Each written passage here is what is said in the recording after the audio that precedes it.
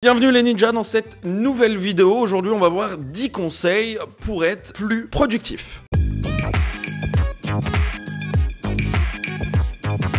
Le premier, c'est d'être bien équipé dans ce que vous allez utiliser pour travailler. Alors, la première chose que je vous dirais déjà d'avoir et qui fonctionne bien, c'est l'ordinateur. Parce que si vous avez un ordinateur tout pété, qui rame, qui bug et tout, alors que c'est votre outil de travail, ça va être compliqué. Donc pour moi, le plus important, c'est d'avoir un bon ordinateur. C'est vraiment la chose qui est essentielle. Et derrière, je dirais bien évidemment la connexion Internet. Après, je vous redirigerai à la limite sur la vidéo que j'ai fait avec JP, qui est derrière là.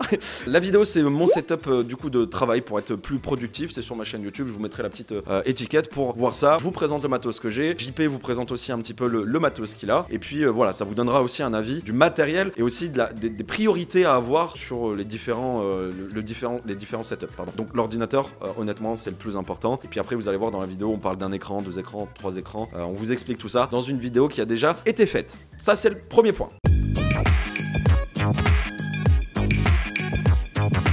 Alors le deuxième point, c'est un petit peu construire son cocon, c'est-à-dire travailler dans un environnement sain et propice au travail. C'est ultra important. Il faut soigner dans l'endroit dans lequel on travaille. Si on travaille à la maison, par exemple, faire en sorte que son espace soit rien qu'à soi, si possible, pour pourquoi pas aussi le décorer. Il faut que l'environnement, en fait, si vous voulez, il vous fasse ressentir que vous êtes dans un environnement de travail. Donc je sais que tout le monde n'a pas la chance, en fait, d'avoir une pièce pour travailler, mais si vous choisissez une pièce, essayez quand même de choisir une pièce qui va être relativement calme. Évitez de travailler dans la cuisine quand il y a toute la famille qui est en train d'être dans la cuisine ou dans le salon parce que ça va être compliqué. À moins que, et encore, ça sera une distraction plus visuelle, mais si vous avez un casque qui coupe le son qu'on entend, ça peut être une solution, mais voilà, c'est des casques à 300-400 balles, donc voilà. Essayez d'avoir une pièce où, je l'ai déjà dit dans d'autres vidéos, d'aller dans un espace de coworking ou même ailleurs, mais dans un endroit où en tout cas, où visuellement et au niveau de l'audition, vous n'allez pas être emmerdé pour bosser. Et d'ailleurs, c'est pour ça qu'avec le télétravail qui s'est vachement démocratisé, Covid, tout ça vous connaissez, il y a plus en plus de gens qui cherchent à avoir un petit coin de bureau supplémentaire quand ils cherchent un logement. C'est presque devenu un peu maintenant essentiel, c'est-à-dire d'avoir une chambre, salle de bain, une cuisine, etc. et de dire est-ce qu'il n'y a pas une petite pièce pour mettre un bureau. Donc voilà, c'est hyper important, surtout si vous bossez de la maison. Le troisième point, c'est de couper toutes sortes de distractions. Alors, avoir un espace zen dédié seulement au travail, c'est aussi savoir couper avec les distractions de vie. Quand on bosse à la maison, on peut être facilement tenté de se laisser distraire, comme par exemple d'aller faire tourner une machine à laver, la vaisselle, le facteur. Bon, le facteur, si vous avez un connu important, c'est peut-être intéressant de l'ouvrir. Mais voilà, vous comprenez, se mettre vraiment dans une bulle, ne plus avoir de distractions autour de nous. Quand on travaille.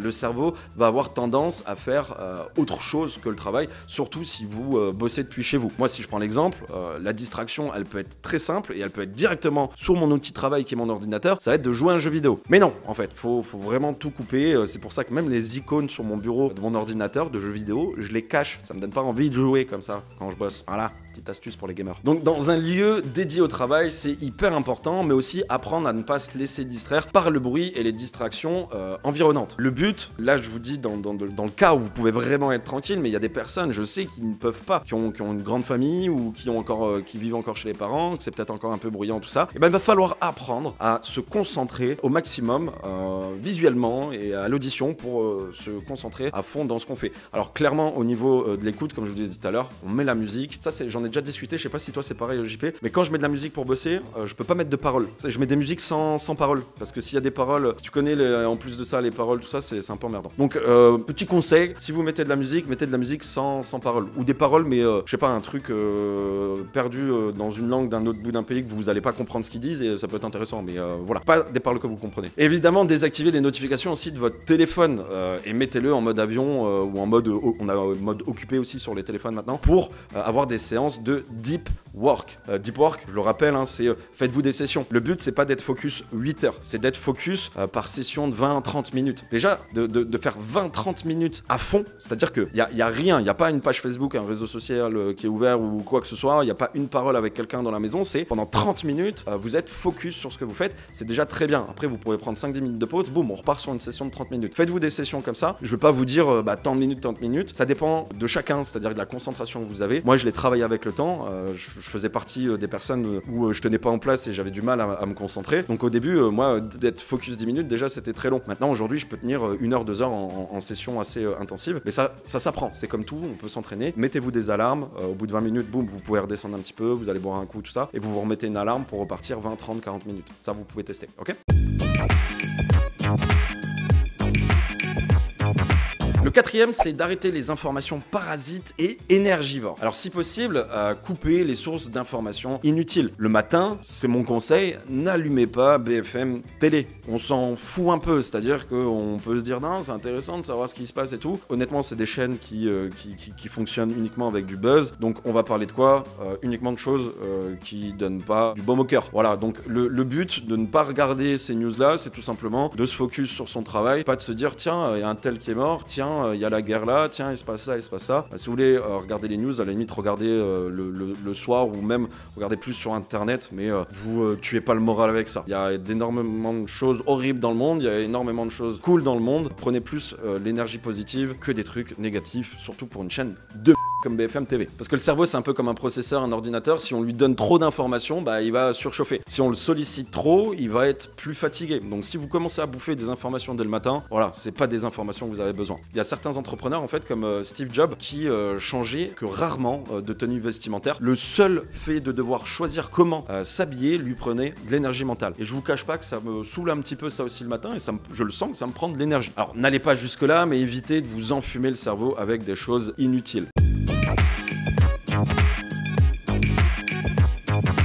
Le cinquième point, c'est de rester focus et unitâche. Alors, comme je disais juste avant, cerveau égale processeur. Si vous faites plusieurs tâches en même temps, que vous pensez à 1000 choses à la fois, vous allez bouffer beaucoup plus vite votre énergie et être, bien évidemment, moins productif. Construire un business, c'est mettre un pied après l'autre, c'est aller dans une seule et même direction, celle qui vous mènera à votre objectif final. Inutile de partir dans tous les sens, de vouloir faire 30 choses en même temps, parce que ça va être très compliqué. Soyez focus sur ce que vous faites, une chose à la fois, et faites le bien. Ne le faites pas à moitié pour ensuite y revenir plus tard, car ça va clairement vous polluer. Le fait de travailler sur plein de choses en même temps, ça vous fait avancer petit peu par petit peu sur toutes les choses. Vaut mieux se concentrer sur un truc, avancer à fond, le finir et prendre la deuxième chose à bosser, et on y va, et on y va, on y va. Vous verrez que c'est beaucoup mieux. Si je vous dis ça, c'est parce que j'ai moi-même fait les erreurs. D'ailleurs, sur tous les points que je suis en train de vous donner, c'est des points auxquels je me suis amélioré parce que je faisais potentiellement comme vous avant. 6, du coup, important de se fixer des objectifs à court, moyen et long terme. Alors, vous aurez du mal à être focus sur ce que vous devez faire si vous n'avez tout simplement pas de plan. Planifier, c'est savoir où on va aller, quelle direction prendre et définir du coup aussi ses étapes. Ne pas savoir où on va peut être décourageant et du coup contre-productif. Donc, fixez-vous des objectifs à court, moyen et long terme, c'est hyper méga important. Court, c'est égal aux objectifs journaliers. Tous les soirs, définissez ce que vous allez faire le lendemain. Le moyen terme, ça va être les objectifs à la semaine ou au mois, tout dépend. Et le long terme, ça va être l'objectif final ou les objectifs finaux qu'il faut définir également quoi ça va être bénéfique pour vous d'atteindre cet objectif-là. Notez et affichez vos objectifs, ne les laissez pas dans vos têtes, mais marquez-les sur du papier et vous pouvez aussi les observer chaque jour. C'est très important de vous rappeler les objectifs parce que très souvent on peut s'éloigner de son objectif, on peut avoir aussi des coups au moral et forcément se rappeler ce que nous-mêmes on a écrit il y a quelques jours, quelques semaines, quelques mois avant, ça nous remet sur les rails de qu'est-ce qu'on avait envie avant.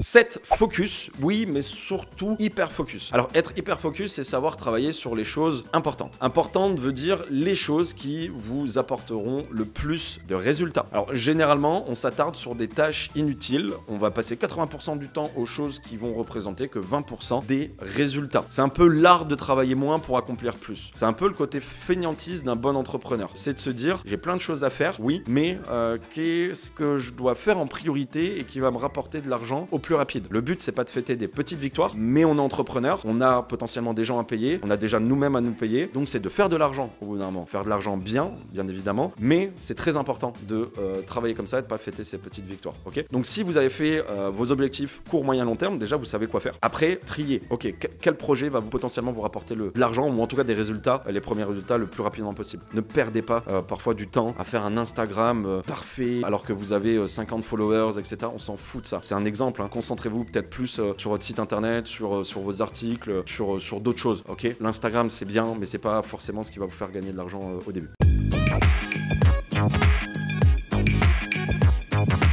8. Prévoyez du temps pour votre famille, vos amis, vos loisirs. C'est aussi une erreur que j'ai faite il y a des années en arrière et ça peut aussi potentiellement revenir de temps en temps. C'est-à-dire que quand je suis sur des gros projets, quand j'ai beaucoup de boulot, quand il y a beaucoup de problèmes, quand il y a beaucoup de choses à gérer, et ben déjà la semaine passe très vite, les journées passent très vite. Je peux commencer tôt, je peux finir tard et je peux même travailler le week-end. Et on a tendance à mettre un petit peu les proches de côté, famille, amis, copines, copains, etc. Ça peut être un petit peu emmerdant. J'ai la chance d'avoir une copine qui est entrepreneuse, donc on se comprend là-dessus. Je sais que pour vous, certains d'entre vous, si vous avez un compagnon qui est pas forcément, une compagne qui est pas forcément dans l'entrepreneuriat et qui connaît pas trop ce monde-là, ça peut être compliqué. Bien évidemment, ouvrez le dialogue, communiquez, expliquez un petit peu ce que vous faites, vers où vous allez. Quand on devient entrepreneur ou quand on est entrepreneur, forcément, on n'a pas, c'est pas les mêmes objectifs, on n'a pas un salaire, etc. On doit bosser, on a une pression qui est quand même un peu plus haute que, j'ai envie de dire, des employés. Le but, c'est pas de calculer ça, mais c'est réellement comme ça que ça se passe. Donc, prévoyez quand même du temps pour vous relaxer. Je vous dis pas forcément de partir 3 semaines en vacances, mais essayez de sortir un petit peu, ne serait-ce qu'un restaurant, boire un coup avec des potes, tout ça, ça fait énormément de bien.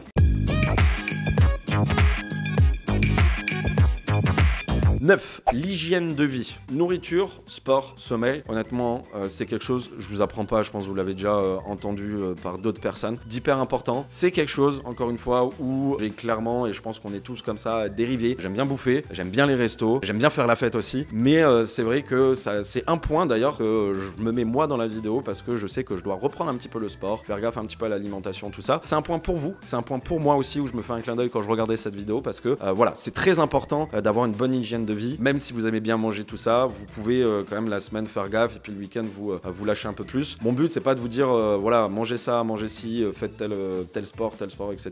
Mais c'est plus de vous le mettre dans la conscience parce que lui, au final, si ces 3 éléments-là ils sont bien respectés, bah forcément, vous allez être mieux dans votre peau. Si on est mieux dans sa peau, on a plus de facilité à travailler, à réfléchir, à bosser, on a plus d'énergie. Bref, vous connaissez déjà tout ça, mais je me devais de vous le dire dans la vidéo et de me le rappeler aussi. Alors 10, créez votre routine, planifiez votre journée, type et respectez-la. Par exemple, si je me lève à telle heure, je fais un bon petit déjeuner, une douche pour me réveiller. Ensuite, je fais, on va dire, 2 heures de deep work, on en a parlé tout à l'heure, où je vais faire les tâches les plus importantes dès le matin, car on est plus productif le matin. Prévoir également, bien évidemment, des pauses, une séance de sport, aller voir les amis le soir ou l'après-midi, etc., etc. Ça, c'est hyper important. Ne tombez pas non plus dans des journées millimétrées, calculées, etc. Faut que ça soit organisé, mais ne tombez pas non plus dans le trop organisé où vous faites un peu comme à la Elon Musk où chaque seconde est à une alarme, etc., etc. Faut pas tomber non plus là-dedans, mais soyez quand même un minimum structuré dans vos journées, dans vos semaines, c'est important.